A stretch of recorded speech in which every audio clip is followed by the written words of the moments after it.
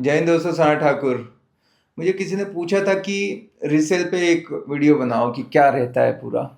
ठीक है, अब रीसेल की मेरी एक वीडियो थी शायद, फिर भी मैं पूरा बता देता हूँ रीसेल का क्या ऐसे होता है। आप घर खरीदने जा रहे हो, घर देखना चालू कर दिया, वहाँ तक ठीक है। उसके बाद मीटिंग हो गई, फाइनल हो गया। फाइनल हो गया तो एक टोकन देना होता है। टोकन कितना होता है इसको लेके अगर क्लियरिटी चाहोगे तो 2% या 5% मैक्सिमम। मान लो 1 करोड़ का है तो 2 से 5 लाख तक टोकन अमाउंट दे सकते हैं। अब ये एकदम फिक्स वाला सिस्टम नहीं है, ये डिपेंड करता है। किसी को 50,000 में भी टोकन हो गया तो कोई छोड़ के भागता नहीं, क्योंकि जो टोकन अमाउंट होता है वो फॉरफिट होता है, नॉन रिफंडेबल रहता है, ऐसे समझ लो। ठीक है, तो पर रिस्पेक्टेबल होना चाहिए, क्योंकि अभी देखो, मान लो 50,000 में अपन ने किया, ठीक है। जो सेलर है, 1 करोड़ की प्रॉपर्टी थी, उसको किसी ने बोला 1 करोड़ 3 लाख, तो वो तो पलट जाएगा ना, क्योंकि आजकल वो भरोसे वाली बात नहीं रही। वो बोलेगा कि ठीक है, आप अपना टोकन ले लो। आप क्या बोलोगे, आपने 50,000 लिया था तो मेरे को 1 लाख रिटर्न दो। ये टोकन का क्लॉज रहता है कि मान लो बायर ने जितना टोकन दिया, सेम लायबिलिटी सेलर की भी रहती है। दोनों को होना चाहिए ना, तभी तो लॉक होंगे।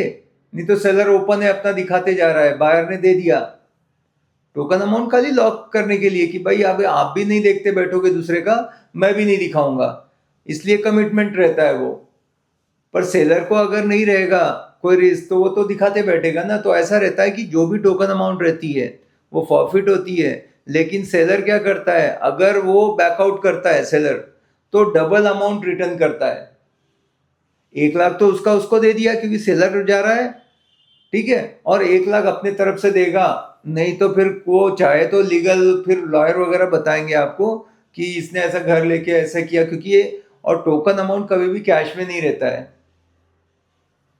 आजकल तो कैश का नाम ही बंद कर दिया है, पर जो भी है वाइट में प्रॉपर दे के ही होता है। तो क्लियर टोकन अमाउंट का फंडा क्या रहता है। हाँ, कभी कभी ऐसा होता है कि दोनों पार्टी बायर सेलर मिलके आपस में डिस्कस कर लेते हैं कि मैं 3 लाख टोकन दे रहा हूँ, इन केस कुछ चेंज होने से 1.5 लाख नॉन रिफंडेबल रहेगा, 1.5 लाख रिफंड कर देंगे। अगर वो कुछ है ऐसा तो एमओयू में डालना रहता है। तो जो टोकन हो गया उसके बाद नेक्स्ट स्टेप क्या रहता है, एमओयू होता है उसका। 500 रुपए के स्टैम्प पेपर पे एमओयू करते हैं और उसको नोटराइज करा देते हैं। एमओयू में मेन मेन बातें क्या रहती है, भाई ये डील कितने दिन में क्लोज होगी, कुछ तो टाइम पीरियड चाहिए ना। तो अब उसका समझ लो कि कितना लगता है। नॉर्मल एक सीन में 1 महीने का टाइम लग जाता है, जिसमें कि खाली मान लो बायर का लोन है। अगर मान लो बायर सेलर किसी का लोन नहीं है, हो तो 1 हफ्ते के अंदर कर सकते हो। दोनों का लोन है ही नहीं, फिर खाली लॉयर को एक बार करना पड़ता है। लॉयर आपको गाइड करेगा, ये डॉक्यूमेंट तब भी ले लो, ठीक है। मैं पहला केस, सेकंड केस में कि सेलर का लोन नहीं है, बायर का लोन है, तो 1 महीने का टाइम लेके चलते हैं। होने को 20 दिन में हो जाता है, पर 8-10 दिन ज्यादा। पर वो 1 महीने के बाद भी 15 दिन का ग्रेस पीरियड रखो। कभी छुट्टी आ गई, कभी कुछ आ गया, किसी पेपर में अटक गए, क्या है, लोन वाले ने कुछ कमी निकाल दी, फिर उसमें और 8-10 दिन लग जाते हैं। तो पहले ज्यादा बता के बाद में जल्दी हो जाए तो खुशी होगी, पर पहले बोला नहीं नहीं, क्योंकि बैंक से जब लोन लेने जाता है बायर, तो मैंने देखा है वो होता क्या है, वो बैंक बोलती सर आपका 4 दिन में सेंक्शन कर देंगे, 10 दिन में डिसबर्समेंट हो जाएगा। बट भाई साहब, आज तक ऐसा होता नहीं है। फिर वो जो एक एक चीज बाल की खाल निकलनी चालू होती है। टेक्निकल टीम आएगी, लीगल टीम, टेक्निकल मतलब कंस्ट्रक्शन का देखेंगी क्या है, लीगल डॉक्यूमेंट के हिसाब से देखेगी। उसके बाद उनका आपका सिविल स्कोर देखेंगे, इनकम का देखेंगे, कहीं कोई डिफॉल्ट तो नहीं है।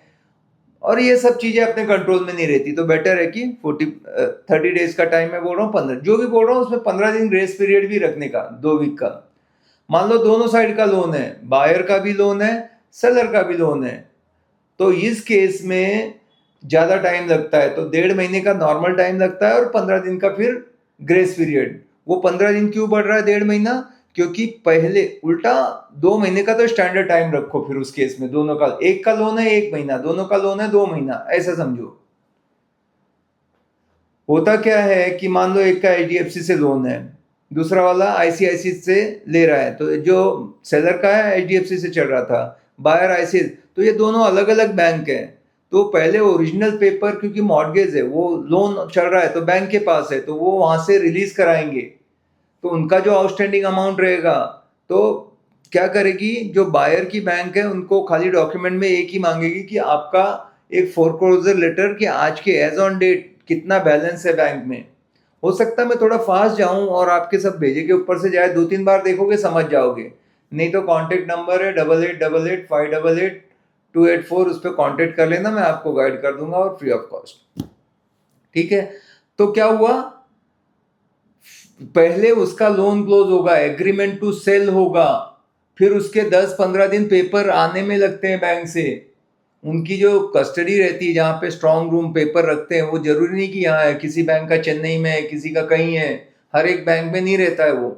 ओरिजिनल पेपर बहुत संभाल के रखे रहते हैं, फिर वो वहां से रिलीज करेंगे, उनका आदमी लेके आता है, कुरियर वगैरह भी रिस्की रहता है, क्योंकि तो ये 15 दिन मांगते हैं, वो हो सकता है 8-10 दिन में दे दे, क्योंकि 2 सैटरडे संडे आ जाएंगे, वीकेंड छुट्टियां भी आ जाती है, तो 8-10 दिन का काम है, लेकिन 15 डेज का है, इसलिए 15 डेज बढ़ जाता है, क्योंकि पेपर रिलीज होगा, फिर सेडिट के लिए जाएंगे। उसके लिए मैं एक अलग से वीडियो बना दूंगा, जिसमें कि ये 2 अगर लोन है तो क्या रहेगा, क्योंकि वो पूरा लेंदी प्रोसीजर है, वो बता, पर मैं रिसेल कैसे होता है मैं बता रहा हूँ।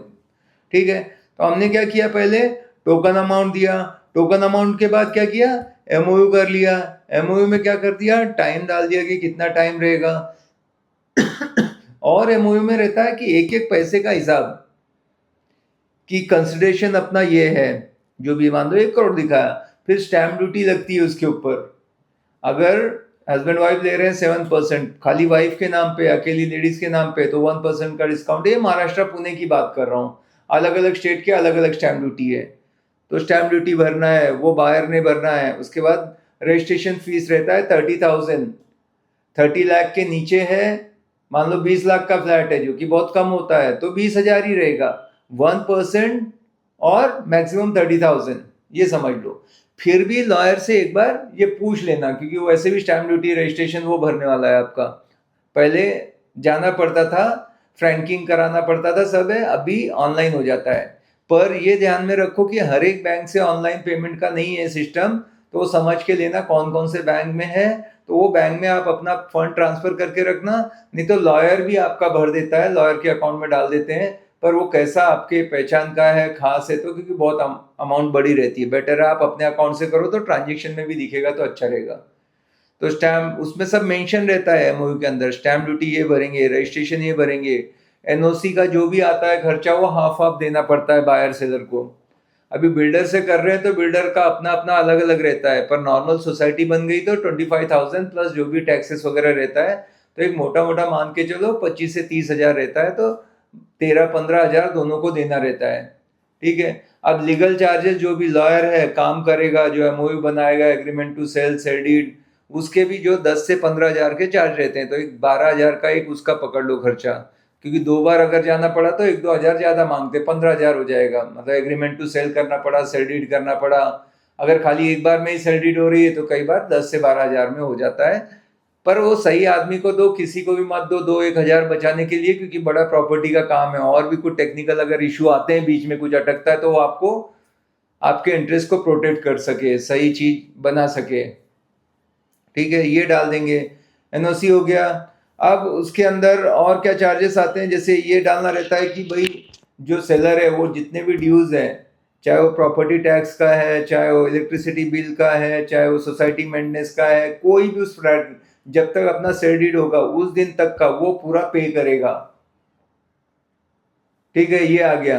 उसके बाद एक और चीज इंपॉर्टेंट रहती है कि 50 लाख के ऊपर इंडिया में प्रॉपर्टी अगर बेच रहे हैं, खरीद रहे हैं, तो 1% टीडीएस डिडक्ट करके पैसा देना रहता है। तो बायर 1%, मान लो 60 लाख की प्रॉपर्टी है, तो 60,000 लेस करेगा 60 लाख में से, और वो टीडीएस भर के वो रहेगा 60 लाख के अंदर ही, पर 1% डिडक्ट करके उसके नाम पे टीडीएस भरेगा।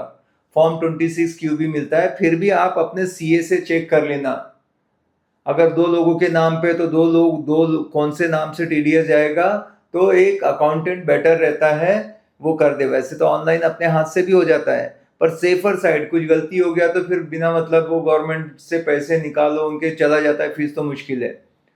ये इंडियन के केस में है। अगर कोई एनआरआई क्लाइंट से आप प्रॉपर्टी बाय कर रहे हो तो उसके टैक्सेशन अलग अलग रहते हैं, सीए से पूछ लो। पर 15% अभी का मैं सुन रहा हूँ कि ऐसे रहता है, जो कि बहुत ज्यादा होता है। 1 करोड़ में 15 लाख आपको टैक्स भरना है। वो 14 जो भी आते रहते हैं नए नए चीजें, तो ये अभी इसी को पकड़ के मत बैठो, क्योंकि 2 साल बाद वीडियो देखोगे बोलोगे अरे इसमें ऐसा बताया था। तो मैं कुछ नहीं हूँ, जस्ट आपको एक जनरलाइज ऐसी गाइडलाइंस दे रहा हूँ कि ये भी टीडीएस भी फैक्टर आता है। पर आप अपने सीए को चेक करो, आप अपने लॉयर को चेक करो, ठीक है। अब कई बार जब एनआरआई को लगता है इतना पैसा देना है तो लोअर टैक्स एग्जेम्पशन के लिए जाता है, lower LTD lower tax deduction के लिए जाता है। तो उसके लिए उनको जो भी फीस रहती है देना पड़ता है, और फिर टाइम लगता है। वो 1 महीने का टाइम मान के चलो उसमें लग जाता है टैक्स को कम कराने के लिए। पर उसमें वो मेंशन रहेगा कि ये काट के देंगे पैसा, ठीक है।